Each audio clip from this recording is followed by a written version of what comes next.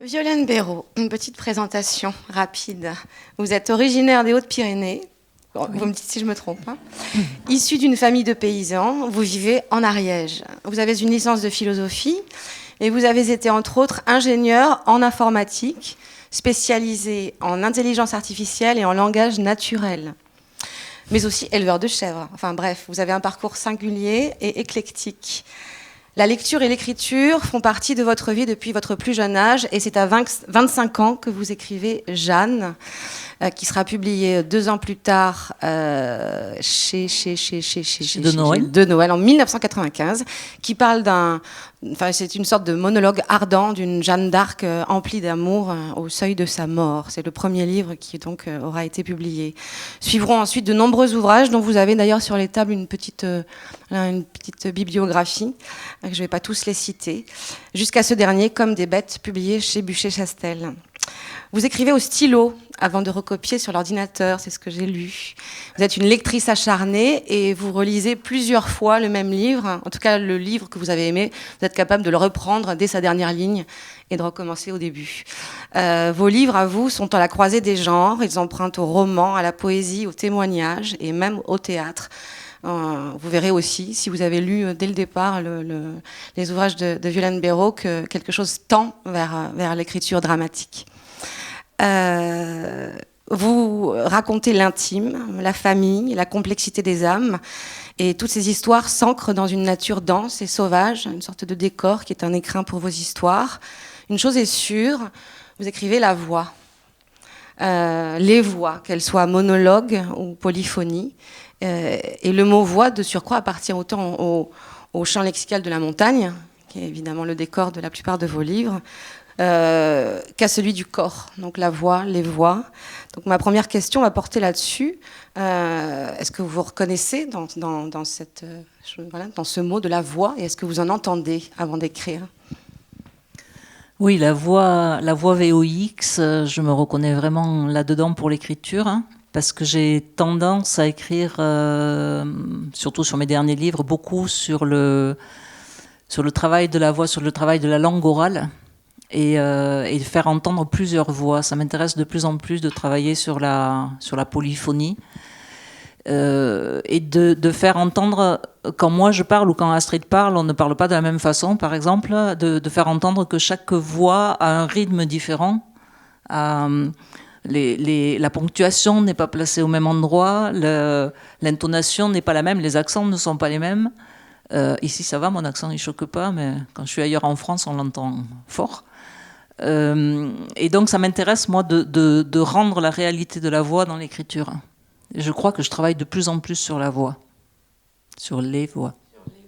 Et vous en entendez, ou bien est-ce que vous vous adressez à ces voix ? J'ai écrit sur Jeanne d'Arc, alors. C'est ça. Du coup, je me demande. Non, parce qu'il y a vraiment quelque chose de cet ordre-là dans la voix, celle qui s'adresse, notamment évidemment beaucoup dans Comme des bêtes, puisque ce sont 14 voix différentes qui s'adressent à un interlocuteur qu'on n'entend jamais. Donc c'est pour ça que je vous pose cette question. Je peux pas dire que j'entends les voix parce que je travaille pas. Il y a des auteurs qui entendent ce qu'ils vont écrire avant de l'écrire. Moi, je l'entends pas. Moi, je découvre. J'écris au stylo, oui, et j'ai l'impression de découvrir le texte quand je l'écris, comme si c'était de l'écriture automatique ou intuitive. Je lis un texte qui sort du stylo. J'ai l'impression sans passer par ma conscience avant. Donc je peux pas dire que j'entends la voix, je découvre la voix, et après, la voix qui sort du stylo est souvent très mauvaise, c'est un premier jet, et après je vais la retravailler, beaucoup jeter. Moi je suis quelqu'un qui jette énormément en écrivant, et au bout d'un moment elle me paraît un peu plus juste, et là je vais travailler avec ma voix aussi, c'est-à-dire que je vais passer au travail à voix haute, et j'ai besoin d'entendre sonner le texte pour voir si ça sonne juste, donc je le travaille à voix haute. Donc j'entends ma voix au bout d'un moment. Et puis en plus, là, tel que, en tout cas, vous le décrivez, le fait de passer par le stylo, c'est aussi un rapport au corps direct, et pas forcément en effet juste par Oui, moi je dis que j'écris plus par le ventre que par la tête, en fait. C'est-à-dire que je sais de quoi je veux parler, j'ai un thème au départ, ou plusieurs thèmes au départ, mais j'ai pas une histoire construite, par exemple. Et c'est ce qui m'intéresse, c'est de trouver la forme Je ne m'intéresse pas de raconter une histoire. Ce qui m'intéresse, c'est de trouver comment raconter une histoire. Et pour trouver ça, il faut que je passe par le ventre. Je ne sais pas l'exprimer autrement, quoi. C'est par mon ressenti. Il faut que je sois en empathie avec la voix qui parle. C'est beau. On le ressent dans les livres. Cet aller-retour, j'allais dire aussi, comme un peu dans les fées, parce qu'il y a des fées dans Comme des bêtes, cet aller-retour entre le monde d'en haut et le monde d'en bas. Et tel que vous décrivez, la façon dont vous écrivez, ça renvoie vraiment à ce texte. Alors, ce texte, Comme des bêtes, donc publié chez Buchet-Chastel, je vais essayer de le raconter rapidement et de façon très, très simple, parce que, comme souvent chez Violaine Béraud, pour ceux qui la connaissent, c'est comme s'il y avait plusieurs histoires en une. Il y en a une qui est donnée d'avance, comme ça. Et puis, au fur et à mesure, on se rend compte que finalement, elle nous emmène dans les profondeurs d'une autre histoire qui n'est pas donnée d'avance. Alors, sur les hauteurs d'un village de montagne se passe cette histoire. Une petite fille est découverte dans une grotte aux fées, c'est comme ça qu'on l'appelle, cette grotte. Alors, autour, on soupçonne, on va fouiller et on suppute. Et le fils de Mariette, qui est la mère dans ce roman, est surnommé l'ours. C'est un enfant qui est soi-disant pas tout à fait normal, en échec scolaire, il est trop grand, il fait trop de bruit, il a trop peur. Il se retrouve accusé de toutes parts. Il est forcément le coupable idéal. Alors on ne sait pas si c'est un enlèvement, si c'est une fille ou une sœur cachée. Toutes les rumeurs vont bon train. La police mène l'enquête et sans jamais l'entendre, on entre dans 14 mondes, 14 chapitres, 14 voix qui racontent. C'est un ballet de déposition qui forme une sorte de cartographie sensible à un instant précis et à un endroit précis. Et ces 14 voix sont entrecoupées de courts poèmes qui sont des chants chorales comme des chœurs antiques, celui des fées. L'ours, donc il est surnommé l'ours en Ariège, c'est quand même pas anodin. Oui, c'est un peu chaud. Hein. Ouais, mais l'ours, du coup, avec tout ce qui renvoie au conte, à la légende, à ce qui fait peur, à ce qui fascine. Cet enfant, c'est ça aussi. Oui, j'ai beaucoup hésité à le surnommer l'ours, étant donné le contexte de la situation de l'ours ici. Moi-même, j'ai été éleveur pendant longtemps. Il y a des gens ici qui le savent bien. Fanny, elle le sait. Et sur l'ours, j'avais écrit sur le vrai ours animal. J'avais écrit un témoignage qui s'appelait L'ours, les raisons de la colère. Et je me suis dit, oh là là, tu cherches le bâton pour te faire battre si tu reparles d'un ours au milieu de tes romans. Et puis, moi, culturellement, je suis pyrénéenne de naissance. Je vis toujours dans les Pyrénées. Et l'ours, il fait partie vraiment de ma culture. C'est-à-dire que depuis toute petite, on me parle de l'ours. On me dit, de petite, je me souviens mon père me disant, alors qu'il n'y avait plus d'ours chez moi, mais disant quand même, quand on marchait en montagne, si on croise l'ours, surtout les enfants, vous êtes polis. Vous lui demandez, est-ce que c'est toi qui passes ou est-ce que c'est moi qui passe ? Et plein de choses comme ça. Et il fait partie de notre légende. Et quand j'ai commencé à écrire ce livre et que j'ai travaillé sur ce personnage grand, costaud, qui parle pas mais qui grogne, qui fait peur et qui a peur, c'était évident. Pour moi, je voyais sa silhouette. Moi, je les vois jamais, mes personnages, physiquement, mais je les sens. C'est comme si je voyais leur aura ou quelque chose comme ça. Et puis, je les sens dans le ventre. Et lui, c'était l'ours, c'était évident. Donc, je me suis dit... Après tout, j'ai le droit d'utiliser ce nom-là, et donc c'est l'ours. Et alors, cet ours, comme je disais tout à l'heure, il est pas comme les autres. Et au travers de ce pas comme les autres, on va toucher aux questions du racisme ordinaire, de la sentence rapide, des cases, et comme des bêtes. Voilà, c'est assez littéral, mais raconte vraiment le rapport qu'on entretient avec la bestialité en général. Donc, elle est à la fois concrète dans le livre, mais à la fois symbolique, c'est-à-dire qu'est-ce qui fait que cet espace-là demeure un peu mystérieux, parfois on s'en rapproche, parfois pas. Oui, puis j'aime beaucoup le double sens du mot bête. Bête, c'est l'animal, et bête, c'est l'idiot. Et donc, où est l'idiot, où est l'animal, où est l'homme, quelle est la frontière entre tout ça ? Est-ce que les bêtes sont bêtes ? Est-ce que les hommes sont humains ? Est-ce que c'est vraiment ça qui m'intéresse ? Et quel lien on arrive à avoir encore avec les bêtes ? Voilà, tout ça m'interroge et où se placent dans notre société les gens qui sont différents, les gens qui rentrent pas dans la case, dans la norme de notre société. Est-ce que ça relève de la bête ? Est-ce que ça relève de l'homme ? Est-ce que ça relève des fées ? Il y a les fées aussi dans le livre. Où on en est. Alors justement, du coup, je rebondis je vais citer une autiste, professeure en zootechnique américaine, je ne sais pas si vous connaissez Temple Grandin, je le dis à la française, hein, qui a énormément amené c'est ce que j'ai compris en tout cas, à tout ce milieu paysan américain, qui a observé, en fait, elle était autiste, très petite, elle ne parlait pas, et on l'a collée dans un endroit avec des vaches, et elle les a observées pendant longtemps. Et elle a fait avancer et progresser vraiment la connaissance qu'on a des animaux. Elle qui, justement, était autiste. Oui, alors tu peux peut-être en parler un petit peu. Alors moi, je ne dirais pas que c'est sur le milieu paysan américain, parce que c'est plutôt sur le très gros élevage américain, mais elle a travaillé, par exemple, beaucoup avec les abattoirs aux États-Unis, parce que on sait qu'à l'abattoir, par exemple, il y a des vaches, quand elles rentrent à l'abattoir, s'arrêtent, ne veulent pas avancer, et donc elle est autiste, et elle ressent ce que ressentent les bêtes au niveau luminosité, par exemple, au niveau bruit, des bruits qui pour nous ont l'air de rien, ou un changement de lumière, ombre-lumière qui va gêner. Et donc elle se met vraiment à leur place, et elle ressent comme les vaches qui vont rentrer, et donc elle a fait transformer les abattoirs américains, par exemple, pour que les bêtes elles avancent bien dans les circuits ou des choses comme ça. Bon, après, voilà l'utilisation du truc, mais son travail est intéressant par rapport par rapport au parallèle. Moi, ce qui m'intéresse dans son travail, c'est le parallèle entre l'autisme humain et ce que peut ressentir une bête. Ce qui peut gêner une bête, ce qui peut lui faire peur, et que nous, non-autistes, on ne voit pas. Mais vous qui avez justement été au contact des bêtes, on va dire. Oui, et puis j'ai été aussi au contact, au contact des bêtes, mais j'étais aussi au contact d'enfants qui étaient en hôpital psychiatrique.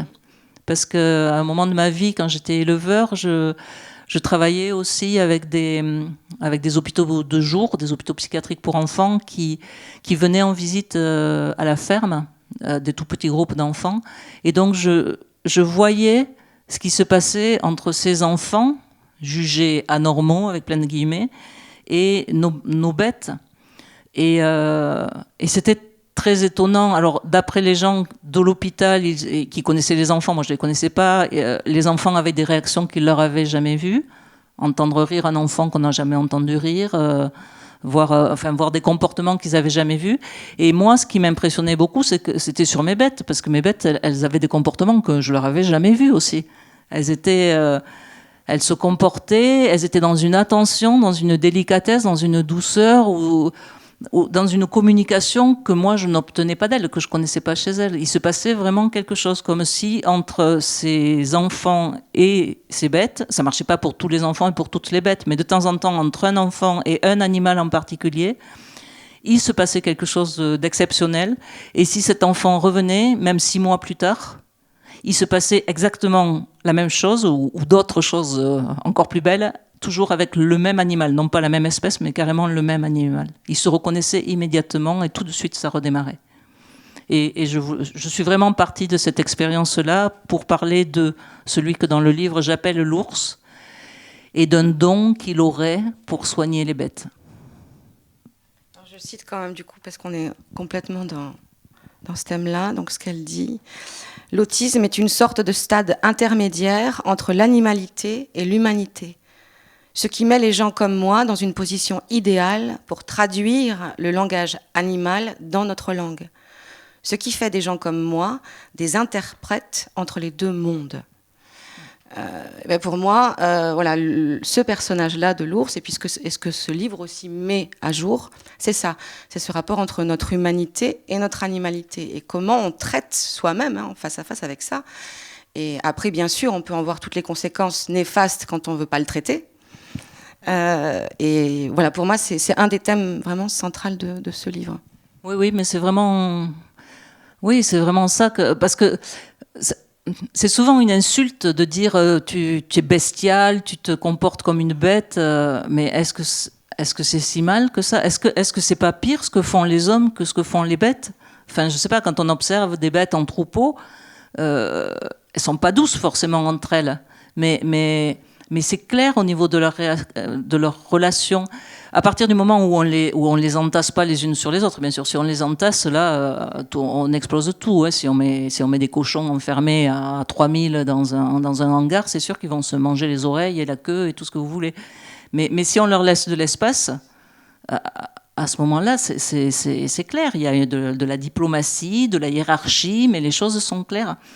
Est-ce que les hommes, on est capable de ça? Nous aussi, quand on est entassés, on va se manger les oreilles et tout ce qu'on veut. Mais est-ce que, quand on se met un peu plus à l'écart, est-ce que ça va mieux? Je ne sais pas. Je trouve qu'on a beaucoup à apprendre de l'observation des animaux entre eux, parce qu'on est animal nous-mêmes. Alors, l'ours, avec toutes les légendes, et la grotte aux fées. Donc, dans ce livre qui est vraiment construit, 14 chapitres, 14 voix, 14 dépositions, très concret. On a vraiment toute une cartographie du village, la pharmacienne, le postier, qui parle donc de celui qu'on ne voit jamais, ou enfin qu'on n'entend pas, qui est l'ours, puisque lui en plus il parle pas.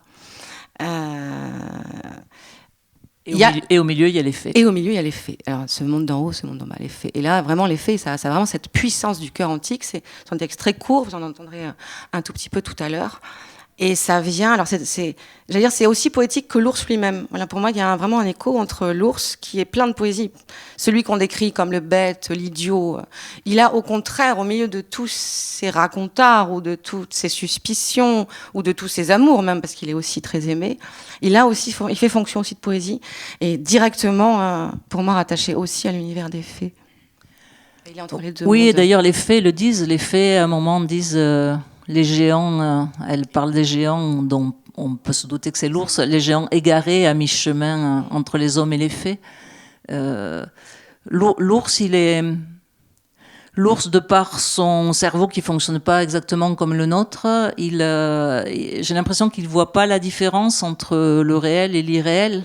Et donc les fées, elles existent autant qu'existent les humains, sauf qu'il n'a pas peur des fées, et il a peur des hommes. Et donc les fées, ça devient un refuge. Et il se trouve que depuis tout petit, à l'école, il a entendu parler d'une légende au sujet de cette grotte aux fées. Les fées voleraient des bébés. Enfin, il y a toute une légende autour de la grotte aux fées. Et donc lui, il s'est fait son histoire. Il a refait la légende à sa façon et il se sent bien avec les fées. Elles lui ont jamais fait de mal. Oui, c'est comme une solution presque, une issue aussi à la souffrance ou à la douleur ou même à la bestialité. Les fées, pour lui, évidemment, concrètement, c'est ça. Et en même temps, c'est peut-être l'endroit où ça pense, au sens même P-A-N. Les fées, elles sont là pour penser. J'en profite pour dire que vraiment, ce livre est aussi dédié aux mères, enfin aux femmes, beaucoup aux femmes en fait. On va pas tout raconter, mais c'est vraiment un livre qui parle des femmes et des enfants qu'elles ont eus ou pas. Mais en tout cas de leur rapport et de leur relation à la maternité. Ce qui est quand même assez une obsession dans presque tous mes livres. Voilà. Tout à fait. Florence, peut-être si tu veux prendre un micro et puis intervenir. Donc bonjour. Donc je suis ravie de vous voir ce soir. Et c'est vrai qu'en fait, moi j'étais absolument ravie qu'on reçoive Violaine Béraud parce que ses livres ont beaucoup d'écho. Son dernier livre, effectivement, est vraiment ancré dans la réalité ici en Ariège. Mais c'est vrai que ça fait plusieurs années... Même, je vous coupe, pardonnez-moi Florence, même si mon livre n'est jamais situé... C'est vrai. Les noms de lieux sont inventés. Je ne dis jamais que ça se passe dans les Pyrénées. Je fais juste une petite parenthèse. Je viens d'avoir le prix du livre pyrénéen. Et ça m'a beaucoup fait rire. Et je leur ai dit, il faut vraiment être un jury pyrénéen. Je suis moi-même pyrénéenne. Un jury chauvin pyrénéen pour dire prix du livre pyrénéen, alors que je ne dis jamais que ça se passe dans les Pyrénées. Donc, et en Ariège, on est encore plus chauvin, on dit que ça se passe en Ariège. Non, effectivement, je reformule. C'est pas grave. Non, mais c'est bien c'est qu'effectivement, quand on lit le livre, ça nous évoque en fait, effectivement des lieux qui sont très proches. Et je sais que parmi vous, il y en a plusieurs qui en ont lu. Je sais qu'on avait déjà reçu Violaine Béraud avant mon arrivée à la médiathèque, reçue par Marilyn Lambert, que je salue. Et je sais effectivement, pour avoir échangé avec les lecteurs, que ces livres ont eu beaucoup d'écho. Donc que ce soit effectivement Comme des bêtes qui a relancé l'histoire, et je sais que plusieurs d'entre vous l'ont acheté ce soir, donc ne l'ont pas encore lu, mais je pense que plusieurs ont déjà lu d'autres livres de Violaine Béraud qui ne laissent pas indifférents. Du coup, c'est vrai qu'effectivement, là, on a parlé du dernier Comme des bêtes, mais c'est vrai qu'effectivement, quand on était sur Tomber des nues, quand on parlait effectivement de la place de la femme, du désir d'enfant, qui parle effectivement d'un déni de grossesse, Donc effectivement, on est pleinement en fait dans cette histoire. D'ailleurs, avec un type d'écriture qui est extrêmement particulier, avec un jeu en fait qui peut se lire soit de façon linéaire, soit en fait c'est personnage par personnage. Il y a deux façons de lire le livre et d'entrée, je vous propose de choisir, ce qui pose problème à certaines personnes qui me disent mais dans quel sens faut le lire? Ben justement, choisissez. Donc que je vous recommande particulièrement. Je sais effectivement que c'est sans doute le livre qui est le plus sorti à la bibliothèque. Donc il est sorti énormément. Donc il a eu beaucoup d'échos. Et il y en a un autre aussi qui ressort, ce qui est effectivement pas moins que lui. Donc qui en fait évoque le destin de Pénélope. Et ce qui marque en fait dans vos livres, c'est que ce sont effectivement toujours des femmes extrêmement fortes et qui sonnent justes. Du coup, c'est... Donc après, on retrouvait aussi... Donc dans Tout pour Titou, on retrouvait effectivement aussi cette histoire avec un personnage qui est extrêmement laissé de côté, puisqu'on est en fait sur une femme qui veut un enfant. Elle veut vraiment un enfant. Un seul. Et elle a des jumeaux. Elle se fait faire un enfant pour avoir un enfant qu'elle veut élever seule. Hein. Elle ne veut pas de père, elle veut un enfant pour elle. Et c'est vrai qu'effectivement, on retrouve effectivement dans ce personnage du deuxième jumeau, celui qui n'était pas désiré, on retrouve effectivement, moi ça m'a évoqué justement l'ours, par certains côtés. Ah oui, alors ça c'est bien parce que moi je fais pas le lien entre mes livres parce que ça c'est écrit il y a 25 ans quand même. Oui. Donc pour moi c'est très très loin dans ma tête. Et vous faites c'est bien, vous faites les liens entre les livres. Moi j'ai jamais pensé à, c'est vrai, ce personnage qui s'appelle l'autre, qui n'a pas de prénom, qui est le deuxième enfant, l'enfant pas attendu. C'est vrai qu'il pourrait avoir un lien avec l'ours. Ouais. J'y avais pas pensé. Après, c'est tout simplement que moi, je les ai lus et relus il y a peu de temps. Donc forcément, je les ai frais en tête. Je vais rendre la parole à Astrid. Merci beaucoup, Florence, en tout cas, de rappeler aussi les titres. C'est vrai que dans tous ces livres, on retrouve, encore une fois, je trouve, oui, ce rapport à l'intimité féminine, à la complexité de... Oui, mais sans doute parce que étant une femme et écrivant depuis le corps, c'est plus facile bien sûr pour moi d'écrire sur les femmes, même si j'essaie maintenant de plus en plus de donner la voix aussi à des hommes. Mais j'ai jamais osé faire tout un livre, par exemple, où ce serait un homme qui parlerait de A à Z à la première personne, par exemple. Ça, j'ai pas fait encore. Mais dans Comme des bêtes, il y a de nombreuses dépositions qui sont masculines. Qui sont des hommes. Et ça, justement, on entend bien tous ces éléments de langage différents, le travail qui a été fait sur chaque portrait. Et justement, ça me permet de vous interroger par rapport au théâtre. On est dans un théâtre et je trouve que dans ce dernier livre, c'est flagrant. Sur beaucoup d'autres, on est sur ce rapport au monologue, donc en effet, on peut penser à un personnage sur une scène de théâtre, mais là encore plus. Par rapport à ces histoires qui sont toujours écrites en filigrane, à celles qui ne sont pas données d'avance. Et au théâtre, je trouve qu'un personnage est absolument puissant lorsque justement il contient dans sa simplicité même toute la complexité des âmes. C'est ça le personnage théâtral. Et là, on a ça. On a tout ce que les gens pensent, voilà. Et puis on entend, alors que c'est pas écrit, c'est pour ça que je trouve ça très fort, il y a vraiment un sous-texte qui n'est pas écrit et qu'on lit quand même. Et là, je me dis, oh, mais elle va écrire du théâtre. Enfin, moi, en tout cas... Oui, mais le problème, et c'est le sujet même de ce livre, le problème, c'est qu'on est toujours dans des cases. C'est-à-dire que moi, j'ai commencé à écrire en étant publiée comme romancière. Et je continue à être publiée comme romancière. Mais ce livre-là, il pourrait être publié en théâtre. C'est juste que je suis dans la case roman. Ça pourrait être aussi les faits, le chant des faits, ça pourrait être de la poésie. En fait, on nous met dans des cases et on accepte d'être dans des cases. Je l'accepte d'être dans la case romancière. Mais en fait, ce qui m'intéresse, c'est une fois que le roman est sorti en roman, de l'amener ailleurs. Et c'est pour ça que ça me fait plaisir. Tout à l'heure, on va faire un petit bout un peu théâtralisé. Mais moi, j'écris de toute manière pour la voix haute. J'écris pour la scène depuis longtemps. Et donc, que mes textes arrivent de plus en plus sur scène, ça me fait plaisir. Là, il y a 15 jours ou 3 semaines, il y a eu... J'ai appris complètement par hasard que dans une librairie à Toulouse, la librairie L'Autre Rive, qui est à Saint-Cyprien, une troupe de théâtre allait lire mon livre sur Pénélope, pas moins que lui. Et je ne le savais pas, et donc je les ai appelés tout de suite en disant je suis là ce soir-là, je vais venir vous écouter. Et c'était super pour moi d'entendre, ils avaient lu, mis en musique, mis en voix, avec une ambiance sonore, tout le livre. Et c'est génial, et ils l'ont pas travaillé avec moi. Et ce qui ressort du livre, moi je découvre même des passages du livre que j'entendais pas aussi fort. C'est très très agréable pour moi que le livre continue sa vie sur scène. C'est vraiment le but dont je rêve, mais depuis toujours, depuis 25 ans que j'écris. Alors si on revient aux faits, le monde d'en haut, le monde d'en bas, au milieu il y a quelque chose. Au milieu il y a l'ours. C'est ça. Donc c'est encore celui qui n'est pas mis dans la case. Non, il n'est pas dans les cases, et il erre entre les deux mondes. Et il y a les bêtes aussi. Il erre, mais il ne fait pas que errer. Il fuit le monde d'en bas, et il serait bien dans le monde des fées. Mais c'est quand même un homme, donc il a sa mère dans le monde d'en bas qu'il aime sans doute. Il a un rôle aussi dans le monde d'en bas. Enfin, je ne veux pas trop dévoiler du livre, et puis on va en parler dans l'extrait qui va être lu. Il a réussi à se créer un rôle dans le monde d'en bas. Moi, je suis persuadée que les gens qu'on juge anormaux, qu'on voudrait enfermer dans nos sociétés, qu'on enferme dans nos sociétés, pas mal d'entre eux pourraient arriver à trouver un rôle dans la société si nous, société, on acceptait de leur laisser la place pour occuper ce rôle-là. Et lui le trouve de façon cachée. Et la mère, c'est un personnage qui a été écrit.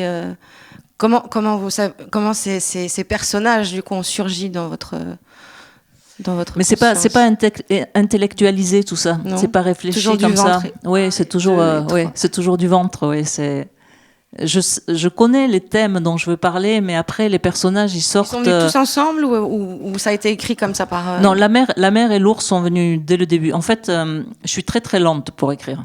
Ce livre, il est tout petit, il fait 150 pages. J'ai mis 3 ans pour l'écrire, sachant que c'est mon seul métier, donc je suis pas très rapide.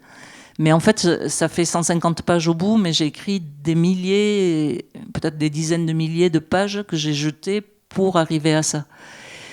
Et dès le départ, il y a eu la mère qui s'appelle Mariette et l'ours. Dès le départ, je les ai eus. J'avais leur personnage, mais il leur arrivait d'autres choses. Je ne savais pas comment parler d'eux.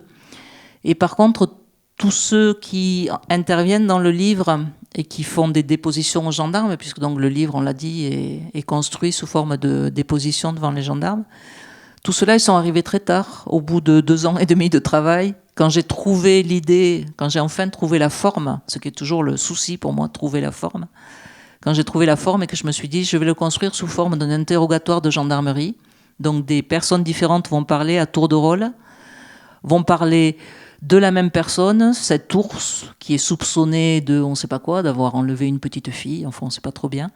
Et donc ça va être, au lieu de vous raconter une histoire de A à Z dans l'ordre chronologique, ce qui ne m'intéresse pas du tout, je préfère partir d'un fait divers dont je sais moi-même absolument rien, comme vous, et je fais parler différentes personnes. Donc il y a une personne qui regarde de là, il y a une personne qui regarde de là, et on ne sait pas où est la vérité. Les flics, ils cherchent la vérité.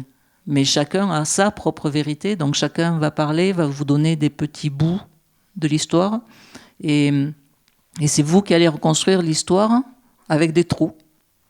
C'est ouvert par endroits. Et moi, j'aime bien, pardon, je dévie complètement, mais je suis une très grosse lectrice, et il y a un truc que je ne supporte pas en tant que lectrice, c'est qu'on me prenne pour une idiote. Le lecteur, il est intelligent, et moi, j'aime bien, je trouve important de laisser au lecteur de la place pour remplir des trous, pour combler l'histoire, pour imaginer. C'est pour ça, par exemple, que je ne fais jamais de description physique ou de description des lieux, très peu, pour vous laisser, vous, avec ce que vous êtes, avec votre subjectivité, remplir tous ces creux que je laisse. Ce qui fait des choses très rigolotes après, hein. C'est-à-dire, moi je vois des gens parler entre eux et presque s'engueuler sur des personnages ou sur des lieux parce qu'un tel le voit de telle façon et l'autre lui dit « mais non, pas du tout, il n'est pas comme ça ». Mais moi je ne sais pas du tout comment il est, je ne l'ai jamais décrit. Quelqu'un, il y a quelques jours, là, j'étais à Montélimar, quelqu'un m'a parlé du chignon de l'institutrice. L'institutrice, c'est le premier personnage qui parle. Il n'est jamais question que d'un chignon de l'institutrice dans ce que j'écris. Et ben, cette personne m'a parlé longuement du chignon de l'institutrice. Ben, je trouve ça génial. Elle le voyait, elle voyait son chignon, très bien. C'est parce qu'en effet, il y a moi j'appelle ça le sous-texte, enfin, il y a ces trous. Et quelque part, l'histoire aurait pu se passer dans le 12e arrondissement, dans un immeuble. Mais tout à fait. Il y a rien Tout à fait. Nous, on va dire, et je suis d'accord qu'on dise c'est en Ariège, puis moi j'habite ici, donc c'est très influencé par le lieu où je suis, par la pente dont je parle, il y a même du vocabulaire quand même, je parle de grange, donc du vocabulaire pyrénéen, mais j'étais aussi dans les Vosges, je bouge beaucoup en ce moment. J'étais dans les Vosges il y a 10 jours. Et dans les Vosges, quelqu'un dans le public m'a dit mais cette histoire, elle se passe chez moi, dans les Vosges. Très bien. Moi, ça me va très très bien. J'aime bien vous laisser de la place, pas trop vous guider. Pour tous les thèmes abordés, ça fait le même effet. C'est-à-dire que même par rapport au thème de la femme, parce que c'est vraiment quelque chose qui revient, quand je dis qu'il est dédié aux femmes, c'est vraiment ça, on s'y retrouve dans le sens où en effet c'est pas une femme de Tokyo ou une femme d'Ariège ou une femme noire, c'est une femme, et il y a quelque chose d'assez universel, un socle commun, voilà. Il y a vraiment des endroits, voilà, qui nous relient, et c'est, je trouve, ce qu'on devine dans votre écriture. Oui, c'est vraiment le but de mon travail. Et bien maintenant, on va vous entendre. Il est temps de vous entendre, puisque vous pratiquez en plus la lecture à voix haute, c'est parfait. Donc on a travaillé un petit peu, tous les trois, avec Gilles Angelo Gazzoli. On va nous entendre. On va nous entendre, oui, vous aussi quand même. Et nous avons choisi de vous faire entendre un chapitre entier, le chapitre 7, si je ne me trompe pas. C'est même pas. Voilà, maintenant. On va juste pousser. Alors j'ajoute un petit peu, un chapitre entier et les faits. Et les faits.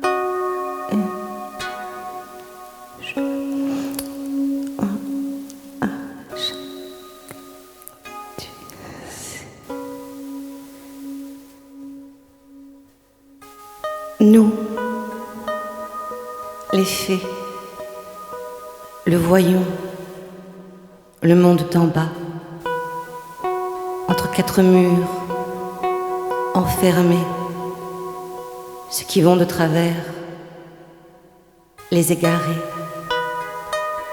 entre quatre murs, enfermés, les géants,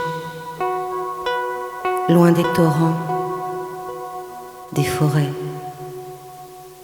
des bêtes, loin des grottes, entre quatre murs, enfermés, les géants égarés, les enfermés, pour leur bien, disent-ils.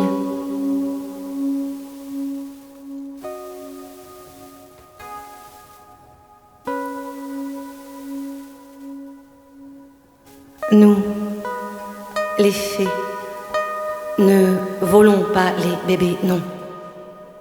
Nous, les fées, ne volons pas les bébés, mais soulageons de leur mère. Si elles n'en veulent pas de leur bébé, les mères, nous, les fées, les soulageons, le savent, celles qui, mères, ne se veulent pas, le savent, que leur bébé, à nous, les fées, celles qui, mères, ne se veulent pas, à nous, les fées, peuvent les confier. Nous, les fées, ne volons pas les bébés, non, non, nous, les fées, ne volons pas les bébés, mais soulageons de leur mère. Si elles n'en veulent pas de leur bébé, les mères, nous, les fées, les soulageons. Le savent, celles qui, mères, ne se veulent pas, le savent, que leur bébé, à nous, les fées, celles qui, mères, ne se veulent pas, à nous, les fées, peuvent les confier.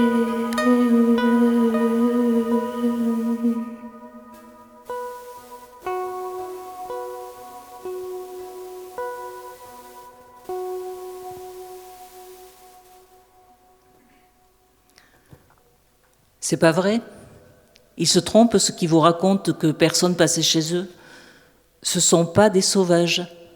C'est ce que tout le monde croit, mais c'est pas vrai. Mariette et son fils, c'est pas des sauvages. Je le sais, puisque moi, je vais chez eux régulièrement et qu'on fait affaire ensemble depuis longtemps. Pourquoi personne ne m'a jamais vu y aller? Parce que je passe pas par en bas. Moi, j'y vais par la crête, par au-dessus. De l'autre côté de cette crête, sur l'autre versant, c'est de la prairie d'été, une estive, et plus bas, on voit la vallée où j'habite. L'année où je les ai connus, j'avais mes vaches là-haut. Je montais régulièrement depuis chez moi, voir le troupeau, contrôler que tout allait bien. C'est comme ça que ça a commencé, avec mes vaches, et lui qui était encore qu'un môme.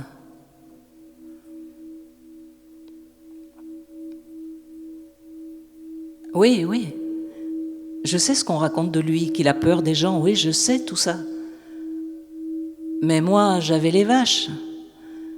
C'est par les vaches que j'ai pu l'approcher. La première fois, quand je l'ai aperçu, il était au milieu d'elles, dans le troupeau. Je l'ai découvert aux jumelles. Je vous explique. J'avais fait comme d'habitude, quand je monte à l'estive depuis chez moi, le troupeau, je le cherche d'abord aux jumelles, de loin. Et voilà que je vois ce type au milieu de mes bêtes. Je me suis dit, c'est quoi ce guignol dans mes vaches? J'ai essayé de comprendre ce qu'il foutait. Il était avec une, et pas n'importe laquelle, la bourrache, celle qui avait le bassin abîmé. Cette bête, elle s'était blessée quelques jours avant, ça me tracassait, elle avait tout l'arrière-train qui avait morflé, elle avait dû se foutre dans un trou, se faire mal pour se sortir d'un endroit où elle s'était coincée. Et c'est emmerdant, des pépins comme ça sur l'estive, on ne peut pas monter avec la bétaillère, on ne peut pas redescendre la bête au véto, tout est compliqué. J'apportais des médicaments pour un peu le soulager, et puis je voulais voir comment ça avait évolué.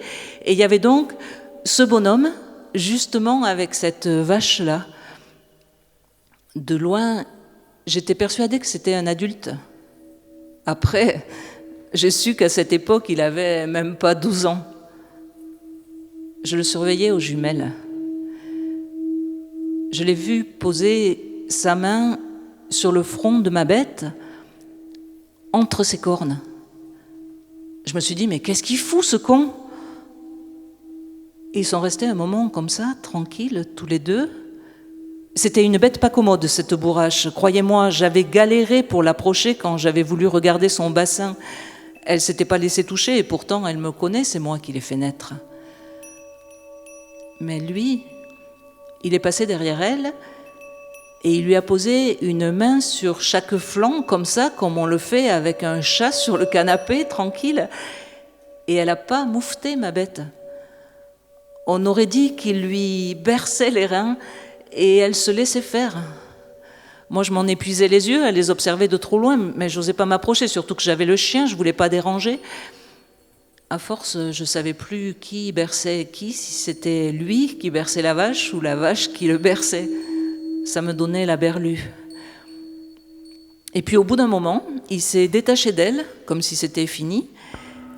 Et ma bourrache, elle s'est mise à brouter avec les autres, comme une vache normale.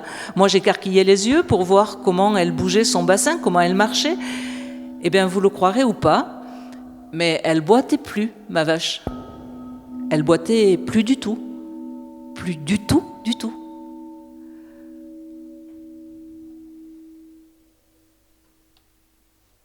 Non, je ne l'ai pas approché cette fois-là. Il m'intimidait, ce type. Il ne faut pas oublier que je ne savais pas encore que c'était qu'un gamin. Mais le lendemain, je suis remontée sur l'estive. J'espérais qu'il allait revenir. Je suis restée loin, comme la veille. J'ai attendu. Et il est arrivé. Il a d'abord marché vers ma bourrache. Il est resté un moment à la regarder. Et d'un coup, elle a plus semblé l'intéresser. Il est allé en toucher d'autres. Ce qui était incroyable, c'est qu'il s'intéressait qu'à celle qui avait eu un problème. Il a passé un moment les mains sur le pis de la gentiane. Comment il pouvait le savoir que ma gentiane, elle avait fait une mamite quelques mois avant? Moi, ce gars-là, je voulais le connaître, je voulais comprendre. J'ai attendu qu'il reparte en me disant que j'allais le suivre. Sauf qu'il n'a pas fait comme je m'y attendais, il n'a pas pris le chemin vers le bas. Il est allé au contraire droit vers la crête et il a basculé sur l'autre versant, dans les rochers bien raides. C'est là que j'ai deviné qui c'était. Vu que la première habitation de l'autre côté, c'est la leur.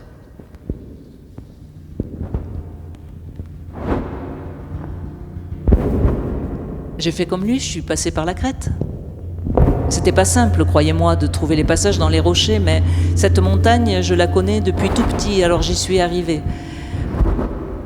Avant d'atteindre chez eux, je me suis mis à siffloter pour prévenir, pas leur tomber dessus par surprise, pas les effrayer. Sa mère, elle m'a regardée arriver. J'ai bien senti qu'elle se tenait sur ses gardes. Elle n'avait pas l'habitude d'avoir de la visite. Lui, il avait dû se planquer. J'ai été polie, je me suis excusée de débarquer comme ça, et je lui ai raconté pour la vache ce que son gosse avait fait, qu'il l'avait sauvé. Je lui ai dit que son gamin, il avait un don, que c'était de l'or, un enfant pareil, qu'il fallait en faire quelque chose. Je crois qu'elle a compris que j'étais sincère. Ça ne devait pas être tous les jours que quelqu'un lui disait du bien de son fils. Entre nous, ça a démarré comme ça. Et mon chien aussi, il adorait le gamin. J'aurais pourtant jamais pensé que ça puisse être un rigolo, ce chien. Moi, je l'avais toujours vu concentré sur son boulot, sérieux. Je pensais que ça lui plairait pas trop de découvrir un intrus dans ses bêtes. Je me trompais. C'était pas seulement pour les vaches qu'il était doué, le môme. Le chien, il était fou de joie dès qu'il l'apercevait. Ensemble, ils se roulaient par terre comme des idiots, ils jouaient à la course, ils se léchaient. Et entre deux rigolades, le môme lui massait la patte qu'il avait un peu sensible. Celle du tracteur, je lui avais roulé dessus quand il était jeune. Moi, je l'avais presque oublié, cet accident. Mais le gosse, il l'a deviné tout de suite, que cette patte, elle avait souffert.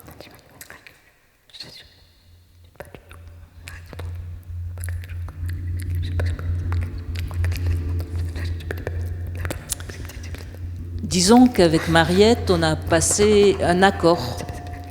On a mis ça au point cet été-là. Et depuis, on s'y est toujours tenu. Ça fait 20 ans que ça dure. Dans le pays, on raconte que j'ai le don. Ça me fait bien marrer parce que moi, je suis vraiment pas un as pour soigner, mais vraiment pas. Alors que lui, par contre... Mais Mariette, dès le départ, elle m'a interdit d'en parler. Ça aussi, c'est dans l'accord. Laissez croire que c'est moi qui guéris. Les gens m'amènent leurs bêtes malades, ils me les confient pour quelques jours, ils reviennent les chercher seulement quand je fais signe. Croyez-moi, ça arrange sacrément les éleveurs, quelqu'un qui soigne quand le veto sait plus quoi faire. Ensuite, les sous, ou ce qu'on m'a donné, Mariette et moi, on se le partage. Oui, je sais. Tout ça, c'est pas très légal. Mais je suis venue pour tout vous dire. Je veux rien cacher, alors ça aussi, je vous le dis.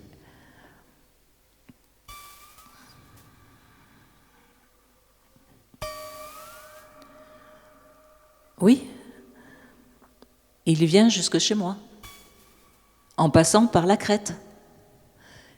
Il siffle pour me prévenir qu'il arrive. Parler, il n'y arrive pas, mais siffler, oui. Et moi, j'ai un sifflement particulier pour lui dire que je suis seule, qu'il peut approcher. On fait comme ça pour se prévenir l'un l'autre. On siffle.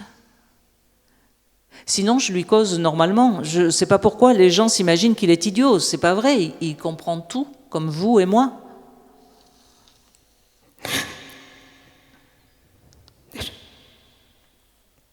Non, moi non.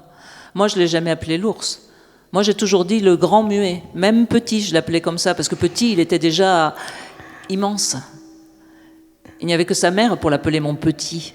Pour moi, ça a toujours été le grand muet.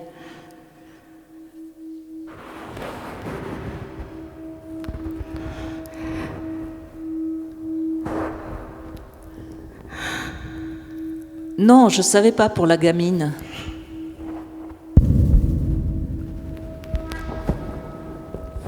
Je vous jure, je ne savais pas.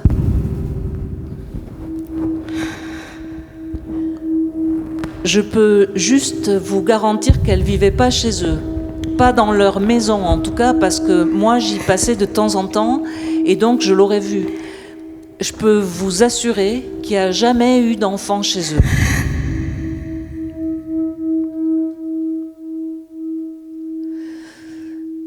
J'en sais rien d'où elle peut sortir. Peut-être qu'il l'a trouvée. Peut-être que quelqu'un l'avait abandonnée, je ne sais pas moi. Autrefois, les bébés, on les déposait devant le porche des églises, non ?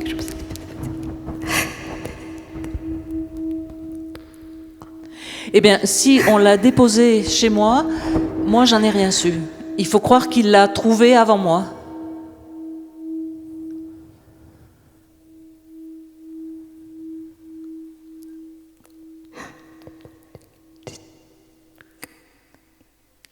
Et pourquoi je vous cacherai des choses ?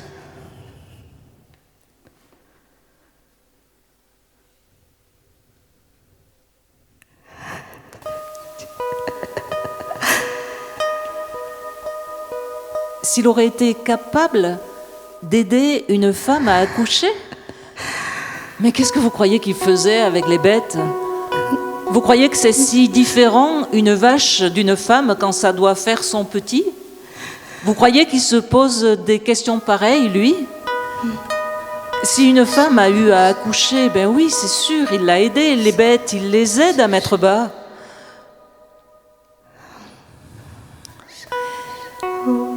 Et vous voulez que je vous dise quelque chose qui va vous choquer encore plus ? Parce que je le sens bien que déjà je vous choque à dire qu'une femme ou une vache, c'est pareil. Eh bien moi, je pense que si une femme a vraiment accouché avec lui, elle a eu de la chance. Parce que faire un petit avec le grand muet, ça doit être autre chose que de se retrouver au milieu des blouses blanches et de l'odeur et des machines de l'hôpital. Parce que lui, il n'a pas dû l'allonger sur une table avec les pattes écartées en lui disant « pousse ma grande ».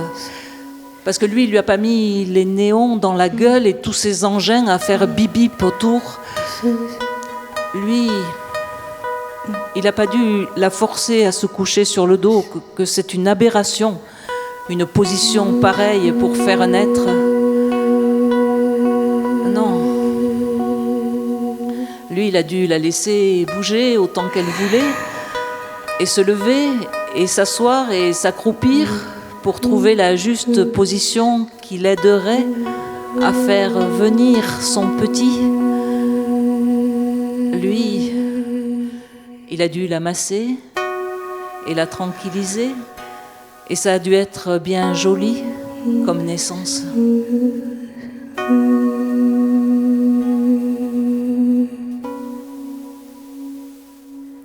Non, j'idéalise pas. Mais c'est peut-être pas facile à comprendre. Les bêtes, les humains, le rapport, vous le voyez plus trop. Tout ça, c'est plus votre monde. Je me doute bien.